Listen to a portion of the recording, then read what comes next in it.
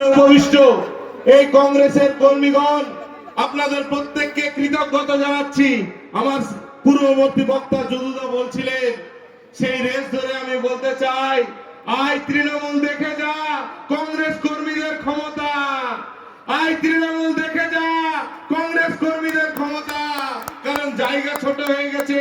আমরা লালগোলা থেকে আসছিলাম, 5 কিলোমিটার ধরে জ্যাম, কাতারে কাতারে মানুষ আসছে।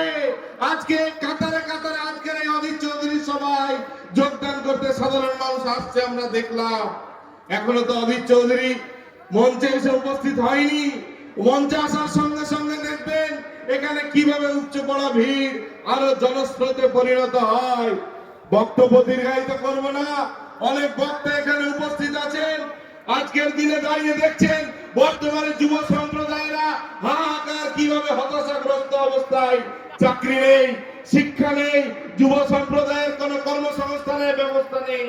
একদিকে কেন্দ্রের মোদী সরকার, এই রাজ্যের দিদি, দুজন মিলে শুধুমাত্র মন্দির আর মসজিদ, মন্দির আর মসজিদ, এই দুটো রাজনীতি করছে।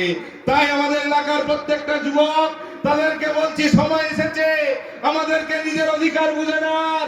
আমাদের যে সাংবিধানিক অধিকার, আমাদের যে কর্মসংস্থান, আমাদের যে শিক্ষা, আমাদের যে স্বাস্থ্য, সবকিছু বুঝে নেওয়ার। তাই এই যে লড়াই, এই লড়াই আগামী দিনে 26-এর লড়াই, এই লড়াই বাংলা বাঁচানোর লড়াই। বাংলা বাঁচানোর লড়াই সব থেকে বেশি ভূমিকা গ্রহণ করতে হবে এই বাংলার প্রত্যেকটা যুব সম্প্রদায়কে।